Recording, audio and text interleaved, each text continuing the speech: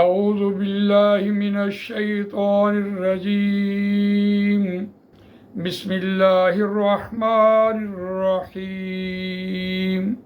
فہزموہم بإذن اللہ وقتل داود جالوت وآتاہ اللہ الملک والحکمت وعلمہ مما یشاء ولولا دفع الله الناس بعضهم ببعض لفسدت الأرض ولكن الله ذو فضل على العالمين آمنت بالله صدق الله العظيم اللهم أرنا الحق حقا وارزقنا اتباعه وأرنا الباطل باطلا وارزقنا اجتنابه آمین یا رب العالمین۔ دوستو اور بزرگوں، سورہ بقرہ آیت نمبر 251 آپ کے سامنے تلاوت کی ہے، اور یہ دوسرے پارے کا آخری رکوع زیر مطالعہ ہے۔ اس رکوع میں حضرت طالوت علیہ السلام اور جالوت، ان کی جو آپس میں جنگ ہوئی ہے، اور اس میں جو بات سامنے آئی اور جو امت کے لیے سبق ملا، اور وہ یہ تھا کہ اہل ایمان نے سارے امتحانات پاس کرتے ہوئے اور ایک دلاسا دیتے ہوئے کم من فیۃ قلیلۃ غلبت فیۃ کثیرۃ باذن اللہ، کتنی بار تاریخ میں ایسا ہوا ہے کہ چھوٹی جماعت غالب ہوئی ہے بڑی جماعت، اور ساتھ ہی جب میدان میں آمنا سامنا ہوا تو اس وقت جو اہل ایمان کا ترانہ تھا، جو دعا تھی، قولوا ربنا افرغ علینا صبرا وثبت اقدامنا وانصرنا علی القوم الکافرین، اور اس دعا میں خاص طور پر وانصرنا علی القوم الکافرین، یعنی آنے والی تمام دنیا، آنے والے تمام ادوار میں یہ دعا جو ہے یہ کارگر ثابت ہوتی ہے۔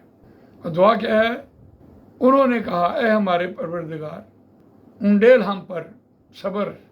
ڈٹے رہیں، جمے رہیں، کھڑے رہیں، جو تکالیف ہیں اس کو برداشت کرتے رہیں، جذبہ شہادت لیے ہوئے، جذبہ جہاد لیے ہوئے، یہ تھی اصل بات جسے صبر کہا گیا۔ وثبت اقدامنا، اور ہمارے قدموں کو جما دے، وانصرنا، اور ہماری مدد فرما، علی القوم الکافرین، کافر قوم پر۔ اور یہی دعا آج بھی ہے کہ یا اللہ کافر قوم کے اوپر ہماری مدد فرما۔ تو آیت کا روان ترجمہ دیکھیے، پس انہوں نے شکست دی ان کو اللہ کے حکم سے۔ حضرت طالوت علیہ السلام کے لشکر نے جالوت کے لشکر کو شکست دی، اور اس موقع پر جب جالوت نے زرہ پہنی ہوئی اور صرف ایک آنکھ کی پتلی اس کی نظر آ رہی تھی، تو حضرت داؤد علیہ السلام یہ بھی اپنی بکریاں چراتے ہوئے ایک طرف آ گئے، اور دیکھا تو یہاں تو جنگ ہو رہی ہے،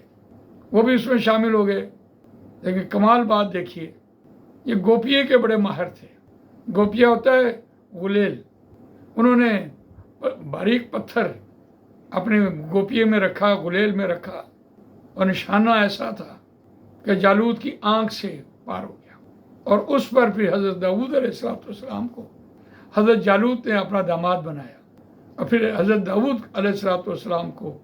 اللہ تعالیٰ نے پھر وہ بادشاہت دی، ان کے ہاتھ میں لوہا نرم ہو جاتا، وہ زرہ بناتے۔ تو قرآن نے کہا کہ انہوں نے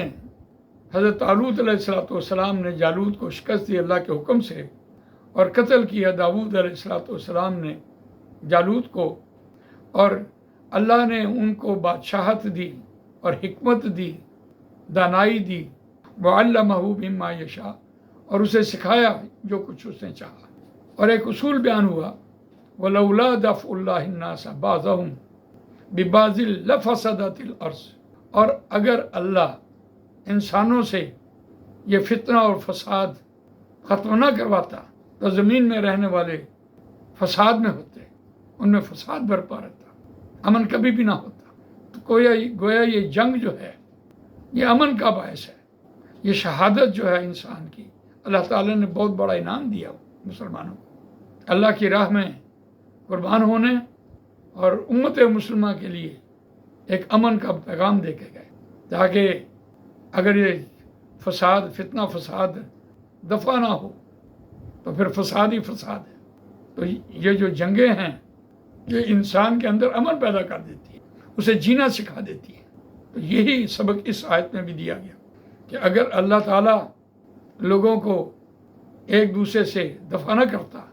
تو زمین میں فساد نہ ختم ہوتا۔ زمین میں فساد ختم کرنے کے لیے اپنی جان قربان کرنا پڑتی ہے۔ وَلَٰكِنَّ اللَّهَ ذُو فَضْلٍ عَلَى الْعَالَمِينَ، اور لیکن اللہ بڑے فضل والا ہے تمام جہان والوں پر۔ اور یہاں فضل سے مراد مال غنیمت بھی ہے